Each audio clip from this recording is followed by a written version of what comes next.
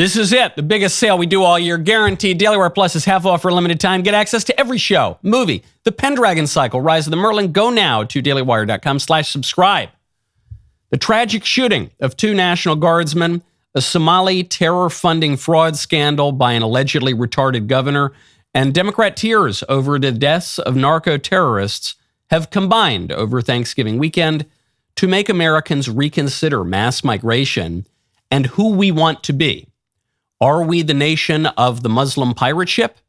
Are we the nation of the Venezuelan drug boat?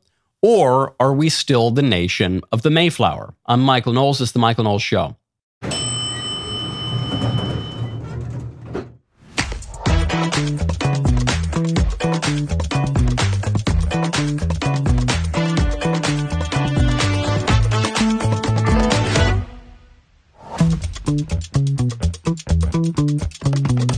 Welcome back to the show. Wonderful to be back with all of you. I hope you all had a very good Thanksgiving.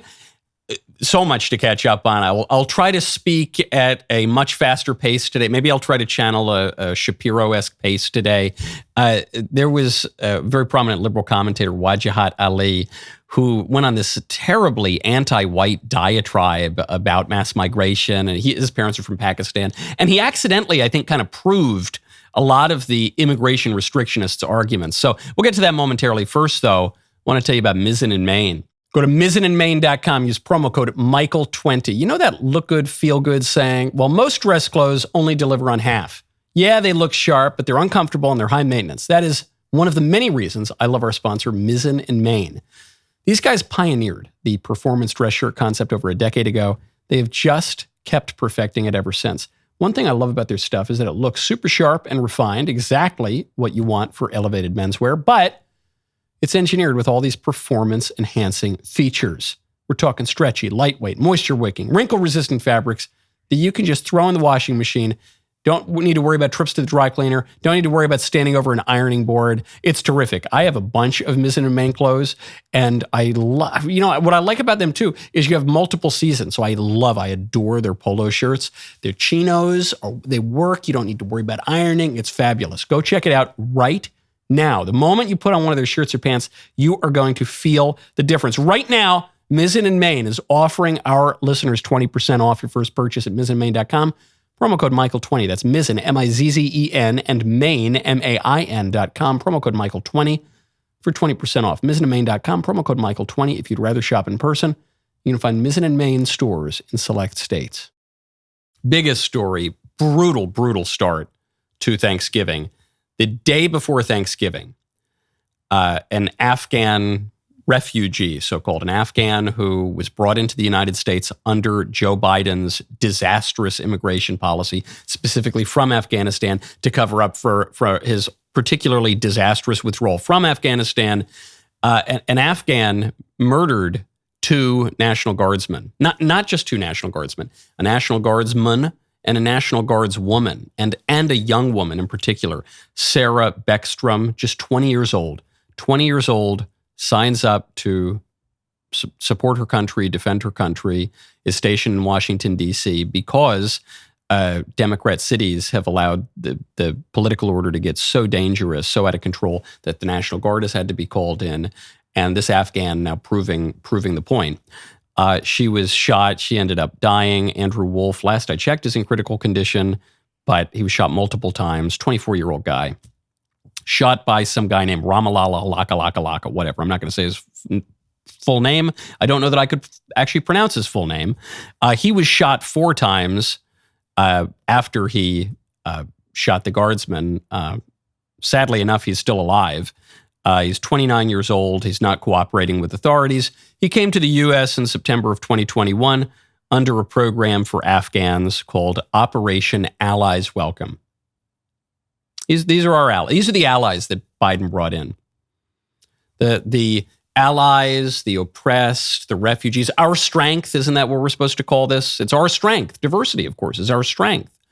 So Biden imports our strength and all the cultural enrichment from the narco states and the terrorist hellholes, and he brings in our allies who are welcome.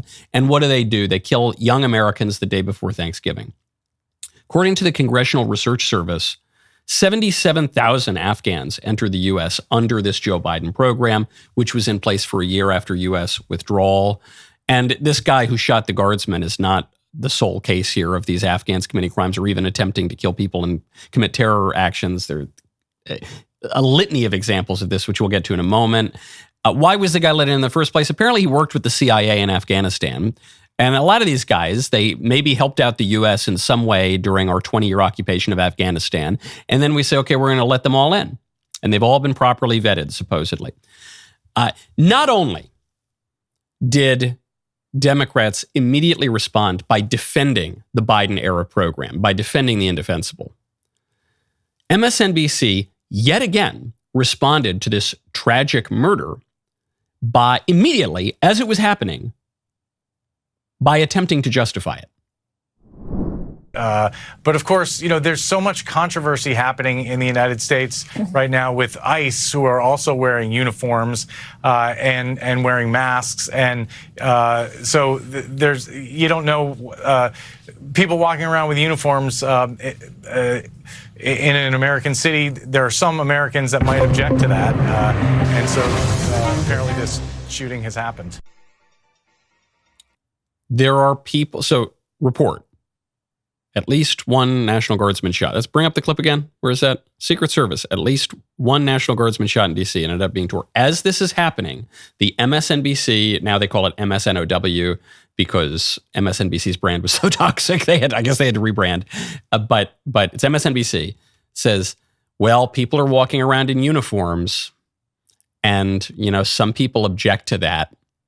So anyway, this has happened. If you're having deja vu, this is because this is exactly the way that MSNBC responded when Charlie Kirk was assassinated. As the scene was unfolding, right after Charlie had been shot by a deranged leftist, MSNBC responded. It was Matthew Dowd, a Democrat analyst on MSNBC, said, well, this is what happens when you spread hate. Hate breeds more hate, doesn't it? Charlie was asking for it. That's basically what he was saying. It was so heinous then. There was actually some public backlash, and yet MSNBC learns nothing. A National Guardsman shot by an Afghan terrorist, and MSNBC says, well, that's what those National Guardsmen get for wearing their uniforms on the street. What are National Guardsmen doing in the nation's capital? I mean, what are they even doing? They don't belong there. They're the National Guard. Why would they be in the nation's capital? I mean, that's what happens when you have law enforcement, when you have military personnel in a country. It's like if they didn't want to get shot, they probably shouldn't have served in the military. They probably shouldn't serve in law enforcement. That's what MSNBC is arguing. That's where the Democrats are at on this. So MSNBC quickly moves to justify it. We then get, thanks to PBS, an actual earnest instantiation on one of the funnier Norm Macdonald bits. Norm being the greatest comedian probably ever, but certainly of any of our lifetimes. Norm Macdonald had a zillion funny bits, but one of them was, he had this long bit. He said, my greatest fear is that a Muslim terrorist would get hold of a dirty bomb detonated over a major city, killing tens of millions of people, because then the backlash against peaceful Muslims would be terrible. And his guest on his show, she couldn't laugh at it. She couldn't bring herself. She had to take it earnestly. Well, PBS just doing the bit. This is an actual headline, November 28th, right after two National Guardsmen shot. One is killed. The other might die by an Afghan terrorist. Refugee groups worry about backlash after National Guard shooting. That's really interesting.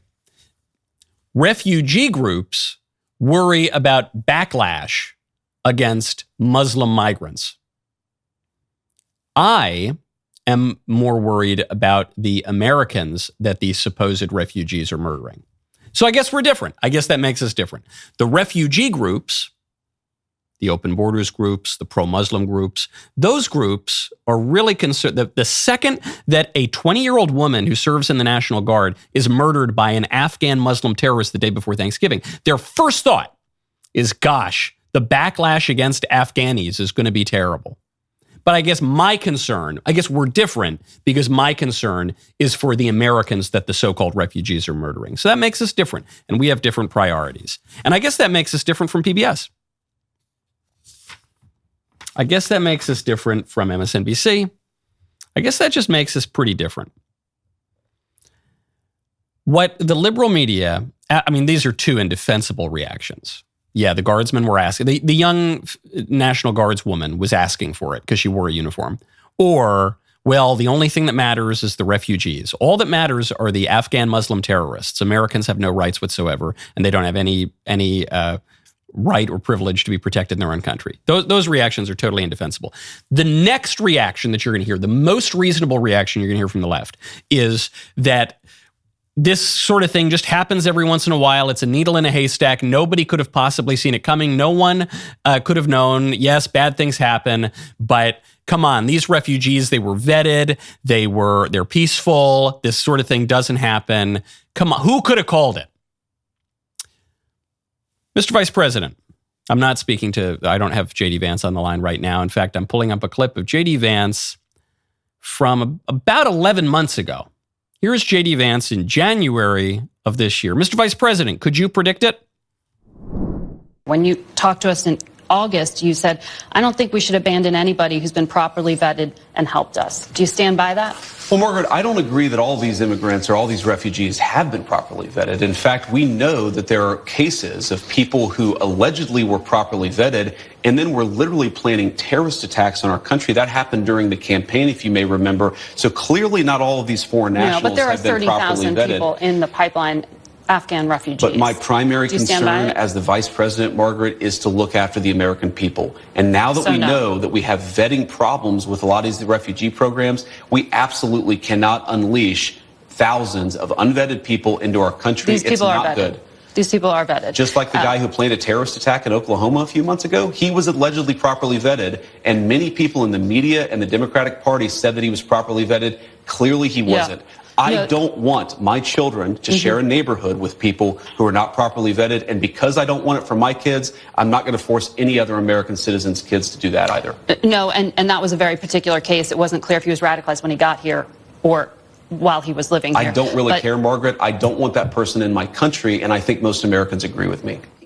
I don't really care, Margaret. That clip, that exchange, which took place almost a year ago, went viral because of that line, because of, was it Margaret Brennan, whoever the interviewer is, her reaction to say, well, look, that was one particular, okay, so like one of these Afghanis that we were told was properly vetted by Joe Biden, yeah, okay, he tried to do a terrorist attack, but, that was a very particular case, and he might have been radicalized when he got here by all of that Wahhabism in America or whatever.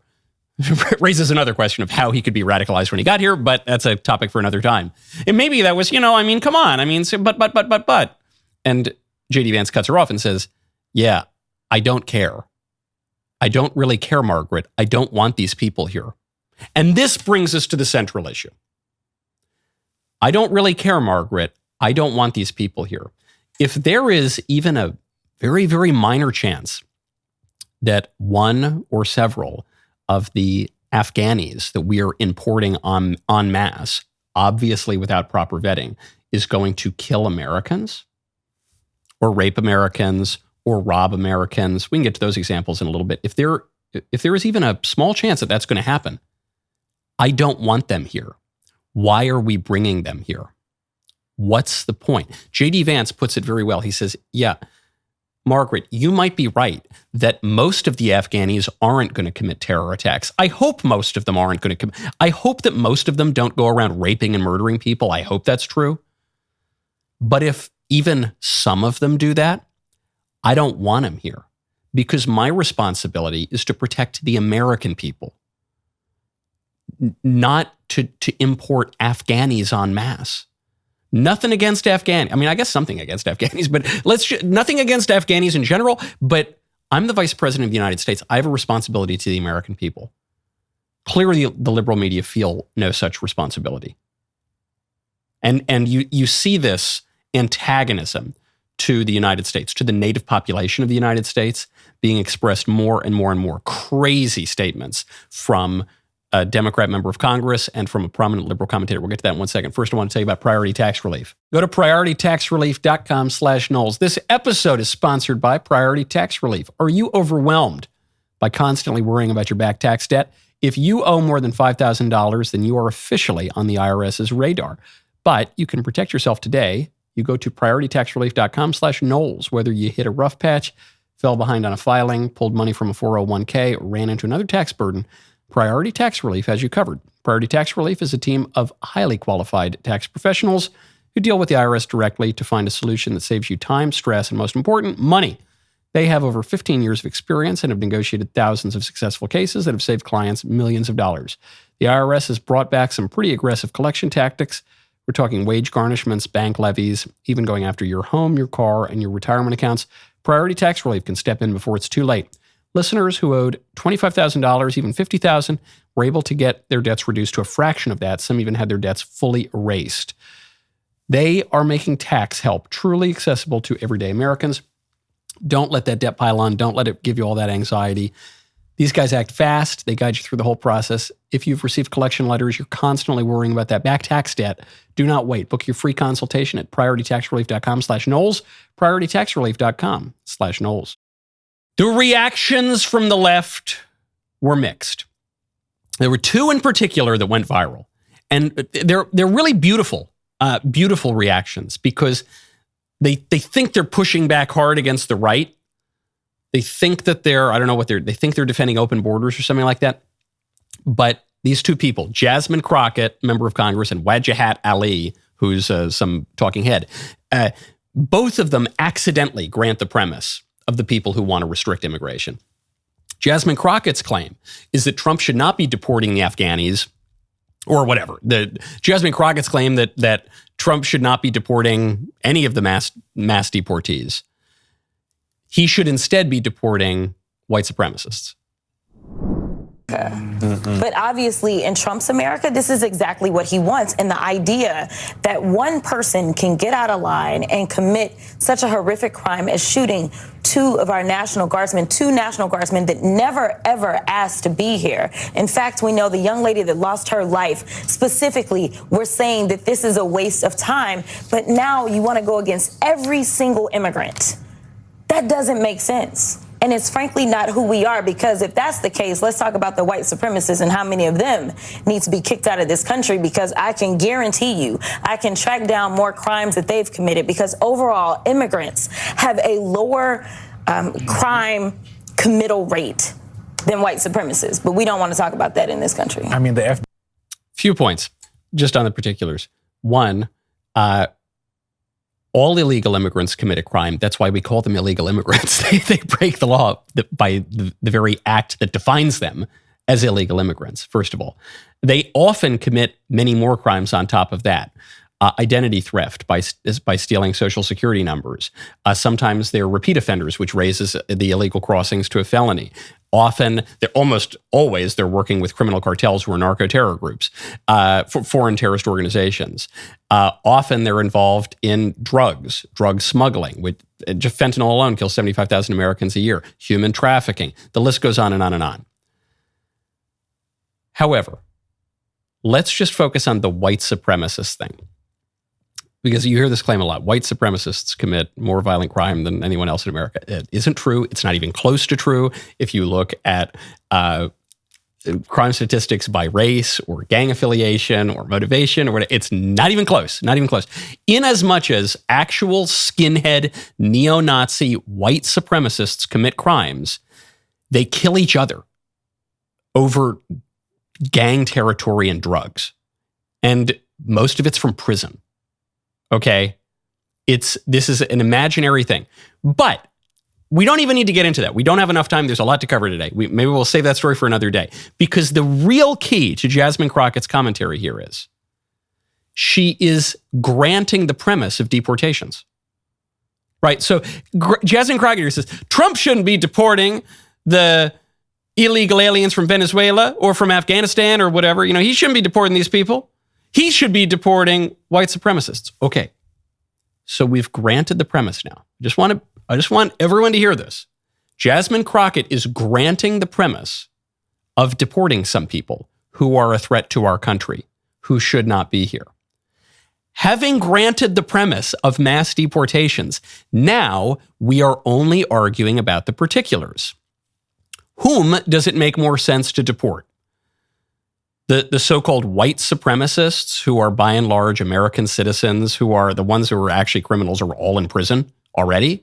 This vanishingly small number of American citizens who basically just kill each other, who are already in prison, or the tens of millions of foreign nationals who have no right to be here, who are, by their very existence in the country, constantly committing crimes, and who are also generally working with foreign terrorist organizations. Should we deport them? Or should we let's put aside the illegal immigrants for a second. How about the so-called refugees who are here from terrorist-laden countries, from totally foreign cultures, from totally foreign religions, who are here committing terrorist attacks? Maybe we should get rid of them. Which of those three do you think it makes the most sense to deport? Because Jasmine Crockett has given us permission to deport some people. So now we're just quibbling over the details. It's like that old joke, like a guy walks up to a lady and says, "Hey, would you sleep with me for $1? She says, "Absolutely not. I'm not that kind of woman." "Okay, would you sleep with me for $100? "Absolutely not. I'm not that kind of woman." "All right, would you sleep with me for $10 million? "Well, I mean, maybe." "Okay. Would you sleep with me for $200? "Absolutely not. I'm that." Well, hold on. We've established what kind of woman you are. Now we're just arguing over the details. Now we're just quibbling over it. We have established, okay, deportations are okay, great. I love that clip from Jasmine Crockett. Wonderful. We all agree we can deport some people en masse. Now, who's it going to be?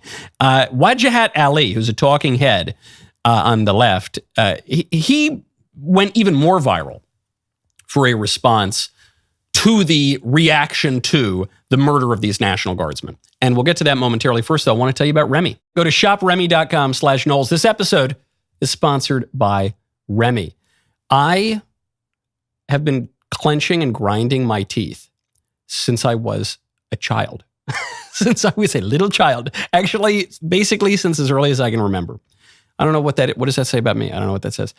It's one reason, though, that I'm very excited to start using my Remy Night Guard. And I'm not alone. Approximately 30% of U.S. adults grind or clench their teeth at night. Remy's custom night guards are clinically tested to stop teeth grinding, ease jaw tension, and help you sleep better. They're the same professional quality you would get from your dentist. It cost 80% less, and you never have to leave home. Plus, you can use your HSA or FSA to pay for it. Here's how it works. You'll receive an impression kit at your door. Follow the simple step-by-step instructions to create your mold. Then Remy crafts and ships your custom fit night guard, and then once it arrives, you're ready to start protecting your teeth. Very, very excited. I take my teeth seriously. I got to smile right in my line of work, okay? You do too. A good smile really helps. And you don't want all those problems caused by grinding your teeth.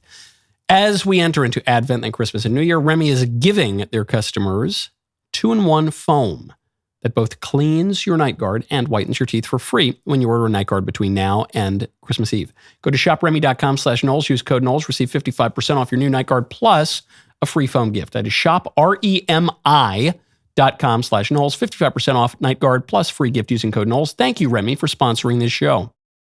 Wajahat Ali, responding to Americans who are rightly quite concerned that the people that we import into this country from foreign places keep murdering us.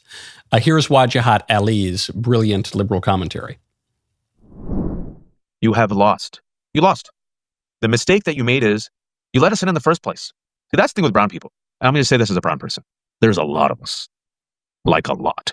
There's like 1.2 billion in India. There's more than 200 million in Pakistan. There's like 170 million in Bangladesh. Those are just the people there. I'm even talking about the folks who are expats or immigrants. There's a bunch of us. And we breed. We're a breeding people. And the problem is you let us in 1965. There were a few of us beforehand. But once you let one of us in, you know what happens with brown folks? Our grandmother comes, our grandfather comes, our uncle comes, our aunt comes, our cousin comes, our second cousin comes, our third cousin comes. Then we have kids, a bunch of kids. And then guess what? Some white women, the Western civilization women, the pure women, the American women, quote unquote, the Rust Belt women, the real women, they like some of us brown folks. We don't take them. They come to us. So we're embedded. We are everywhere. We are everywhere. I've traveled this country. I'm going to speak as a brown person. Brown people are everywhere. There will be a Patel motel or there will be a Desi restaurant everywhere. I want you to realize this. You have lost. Your story is a shitty story filled with misery. It's filled with bland chicken. It's filled with terrible, terrible dry ass meat. Your music sucks. All your culture sucks. Nobody. That's why the kids like listen to black people and their music. That's why the kids love Latinos. Your parties suck because they're monochromatic. Our parties have better food, better music, better looking women. And yet you all come here. I can't help but notice in this terribly vicious diatribe by Wajahat Ali against white people and America, the kind of founding stock of America generally. I can't help but notice in this vicious about why he hates every single thing about us and our country and our culture. I can't help but notice his parents came here. And in fact, his whole argument is that all these other people are coming here as well. Wajahat Ali is a perfect example of the problems of immigration. I love this diatribe. It's a beautiful diatribe because on the one hand, Wajahat Ali, he does this, I'm a brown person and my parents are from Pakistan and I'm a brown, okay. But on the one hand, in many ways, Wajahat Ali is the perfect American lib, par excellence. This is a guy who was born here. He was born in California. He graduated from UC Berkeley. He bloviates in a bunch of frivolous left-wing outlets. He dresses like a slob. He is a perfectly assimilated American lib. And yet, he expresses a deep hostility toward the native population of the country to which his parents fled from Pakistan. And it's not just a hostility in the general sense. It's a deeply tribal hostility.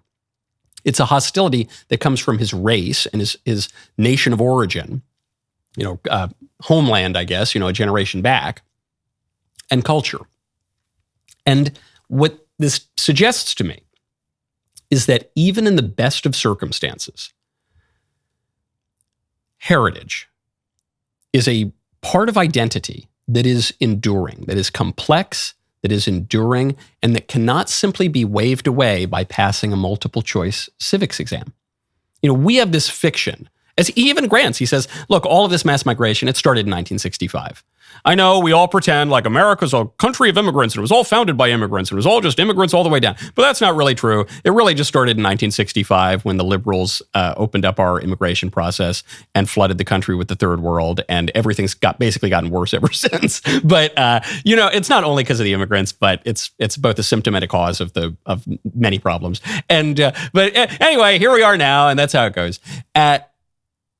Even under the best of circumstances, where you have a guy like Wajahat Ali, who is as assimilated to American liberal culture as it is possible to be, went to one of the exemplars of American liberal institutions, and even there, he has this deep tribal identity. Me Pakistani, me hate you, white honky American. Like that's basically, that sounds like a complete knuckle-dragging troglodyte, doesn't he? But with a kind of liberal twist to it. And what does this tell us? It tells us that the ancients and the medievals and basically everyone before the 1960s was right about immigration. Our founding fathers, who severely restricted immigration, everyone was right about immigration until us. St. Thomas Aquinas in particular comes to mind. I'll just get just a little bit from saying, it wouldn't be an episode of the show without a little Thomas Aquinas. This is from Summa Theologiae Prima Secundae, question 105, Article 3. Man's relations with foreigners are twofold, peaceful and hostile, and in directing both kinds of relation, the law contained suitable precepts. For the Jews were offered 3 opportunities of peaceful relations with foreigners. First, when foreigners passed through their lands as travelers. Secondly, when they came to dwell in their land as newcomers. And in both these respects, the law made kind provision in its precepts, for it is written, thou shalt not molest a stranger, and again, thou shalt not molest a stranger. Exodus 22:21 and Exodus 22:9. So that's the one we always hear. Well, you were strangers in the land of Egypt, and therefore you must not. This is all obviously true. It's from the Bible, but it's taken and twisted and exploited by liberals to justify open borders. Okay, St. Thomas Aquinas goes on. Thirdly, when any foreigners wish to be admitted entirely to their fellowship, speaking of the Jews, and mode of worship, with regard to these, a certain order was observed, for they were not at once admitted to citizenship, just as it was law with some nations that no one was deemed a citizen except after 2 or 3 generations, as the philosopher Aristotle says.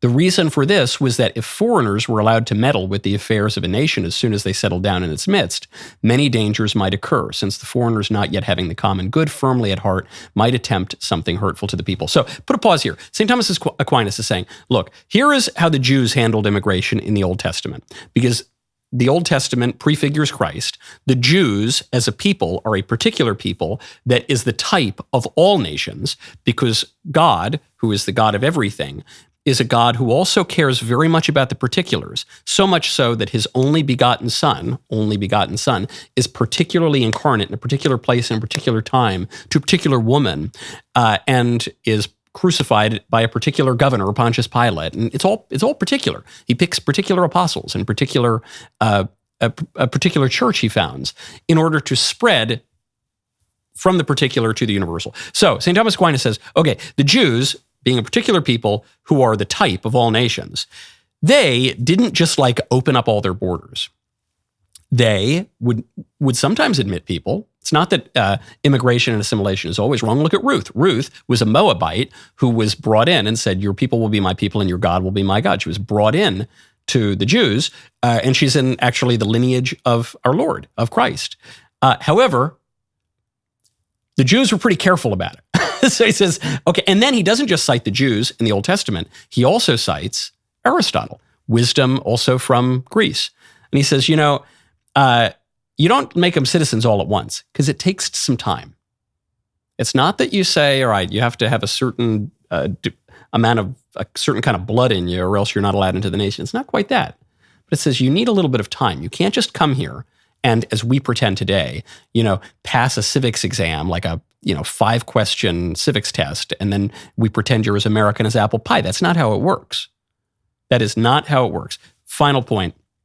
It says, hence it was that the law prescribed in respect of certain nations that had close relations with the Jews, the Egyptians among whom they were born and educated, the Idumeans, the children of Esau, Jacob's brother, that they should be admitted to the fellowship of the people after the third generation, whereas others with whom their relations had been hostile, such as Ammonites and Moabites, were never to be admitted to citizenship, while the Amalekites, who were yet more hostile to them and had no fellowship of kindred with them, were to be held as foes in perpetuity, for it is written, the war of the Lord shall be against Amalek from generation to generation. Wow. Man, Thomas Aquinas, as always, just like right about everything. He says, it's not that you should never take immigrants in, but when you take immigrants in, you should do so very, very carefully. And you probably shouldn't grant them citizenship right away. You should wait maybe a generation, maybe 2 generations, maybe 3 generations, because it takes a while to be enculturated in all of the not totally rational, not totally articulable aspects of a political tradition. To understand what fireworks and hot dogs on the 4th of July are, to have a little bit of the George M. Cohan songs in your blood, to have your heart swell a little bit when you hear about George Washington and Paul Revere. It just takes a little while. You got to get it a little more in your bones. It's not just something you inject into your head or upload to the cloud. He says, certain people, by the way, are more suitable for immigration. So immigrants from England, America comes from England. So English immigrants are probably going to be a little bit easier to assimilate. Immigrants from Germany, a little less so, but there's a shared cultural patrimony. Let's not forget that the kings of England and Germany and even Russia were all cousins, right, in the First World War. So, Germany, you can bring in the Germans. A little tougher than the English, but you can do it. The Italians, racially liminal people, a little bit North African, a little Terroni. That's actually going to be a lot harder than assimilating the English and the Germans. But, maybe you can do it. Obviously, there's a shared cultural patrimony. Rome, after all, is in Italy. How about Eritrea? How about Pakistan? Let's really come down to the brass tacks. How about Somalia? That's going to be a lot harder. I'm not saying it can't be done. I'm not saying that the Somalians are the Amalekites, that we're forever, embattled with these people. But what I am saying is it's going to be a lot harder to assimilate them. It's going to be a lot harder to meaningfully make them American than it would be for an Italian or a German, or especially an Englishman. And so then this raises the question, I think this was the question on a lot of people's minds, especially as we found out that Governor Tim Walz, the man who was the running mate with Kamala Harris, almost one heartbeat away from becoming the second woman president, Tim Walz was caught in a massive fraud scandal where taxpayer dollars from Minnesota were going to Somali schemesters who were sending it to a terror group in Somalia. Raised a lot of questions to people about immigration, which is not just who do we have to let in? Through what procedures do we have to let these people in? It raised a question, which is, what do these people add to America? Why are we letting them in the first place? We'll get to that in 1 second. First, before we get to President Trump calling Tim Walz a retard, I want to tell you about Row Nutrition. Go to Row Nutrition, RHOnutrition.com/discount/Knowles. This episode is sponsored, as you might have guessed, by Row Nutrition.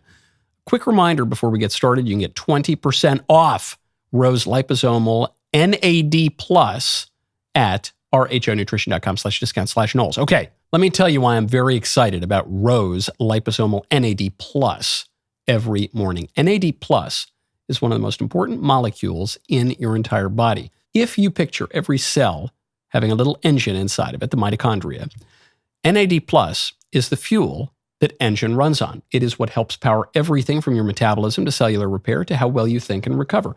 As we get older, or just live our busy, high-stress lives, NAD levels naturally decline. So giving your body more of it is one of the smartest things you can do to support healthy aging. What I like about Row is simple. They make NAD Plus in a liposomal liquid format designed to support absorption, super convenient. It's quick, little daily teaspoon, no powders, no capsules, no trip to a clinic, and you can feel the difference right now. If you want Row's liposomal NAD Plus or anything else on their site, head to rhonutrition.com/discount/Knowles for 20% off. One more time, that's rhonutrition.com/discount/Knowles. Give it a try. You will see exactly what I'm talking about. It's Cyber Monday, and this is your final shot at the biggest deal that we do all year. DailyWire Plus annual memberships, 50% off right now. Every show, every doc, every movie. The epic new series, The Pendragon Cycle, Rise of the Merlin. All Access members get episodes 1 and 2 early on Christmas Day. Everyone else, January 22nd. This deal happens once a year. Join now, dailywire.com/subscribe. My favorite comment on, when was this? Was a zillion years ago. This was right before we left, before Thanksgiving. It's from Fufu Cuddly Poo PS85. It says, Michael was feeling a little extra unhinged today with that Scott Besson impression. I love Scott Besson. The guy is terrific. I think he's just an absolute killer, so smart, and a killer in the admin. And I love the idea of Scott Besson just, hey, just running intellectual circles around all of his liberal interlocutors. Okay, turning to Somalis. We're running out of time, so I'm going to try to move quick on this. The TLDR. President Trump called Governor Tim Walz a retard. He actually called him seriously retarded in a Tolstoyan length Truth Social post for Thanksgiving. I'll skim it. A very happy Thanksgiving salutation to all our great American citizens and patriots who have been so nice in allowing our country to be divided, disrupted, carved up, murdered, beaten, mugged, and laughed at, along with certain other foolish countries throughout the world for being politically correct and just plain stupid when it comes to immigration. Goes on about the insane foreign-born population, 53 million people, all of the yearly benefits that they're getting, all the welfare benefits that we're told the migrants don't really get, how recent all this problem was. And then he says, the seriously retarded governor of Minnesota, Tim Walz, does nothing either through fear, incompetence, or both, while the worst congressman or woman in our country, Ilhan Omar, always wrapped in her swaddling hijab, and who probably came into the USA illegally in that you are not allowed to marry your brother, does nothing but hatefully complain about our country, our Constitution, how badly she is treated when her place of origin is a decadent, backward, and crime-ridden nation, which is essentially not even a country for lack of government. It goes on. We don't have time. We got to get to it. Is Trump allowed to call Tim Walz retarded? That's the question. That's what people are debating. I'll tell you something.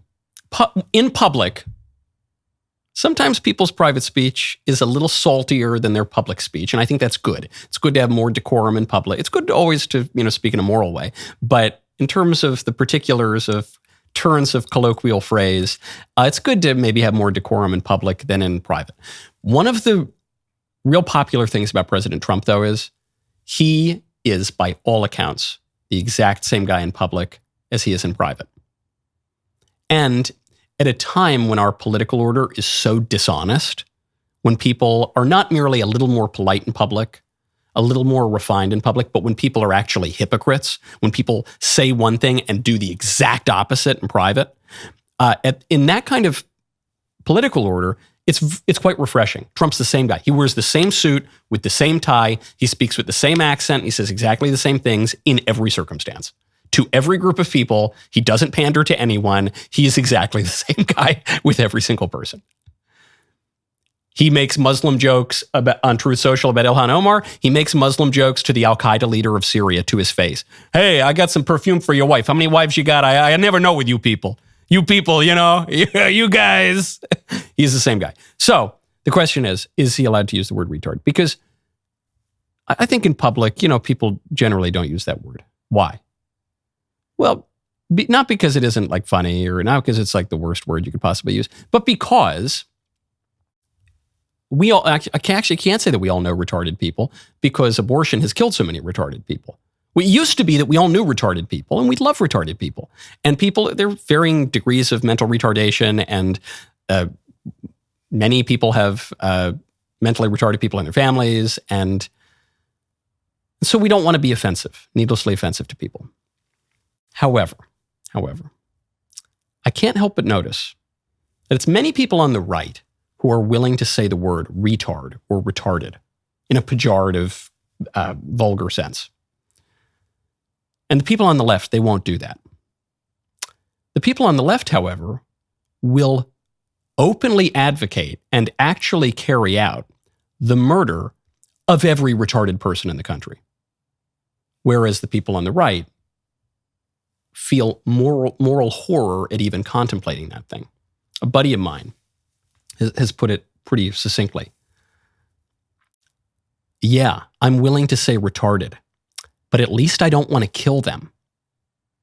I think that's a pretty fair assessment. And so beyond whether or not Trump's allowed to say retarded, let's get to the real political point here. You realize why he said retarded, right? You realize why Trump called Tim Walz retarded? Because Trump has poetic diction. He has an extremely good grasp on language. I've said this since 2016, since he used the phrase "Make America Great Again," which is a beautiful Saxon, evocative, poetic phrase.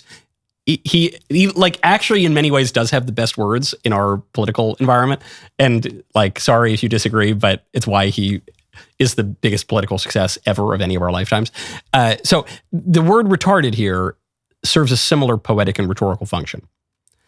Retard is the bait. Retard is the bait in this Truth Social post. Okay? And then the switch, here's the bait, here's the switch is, now we're all talking about Somalian immigrants. If he just said, what happened under Governor Walz's administration is completely reckless and irresponsible, and the welfare fraud that took place because of the refugees from Somalia is just...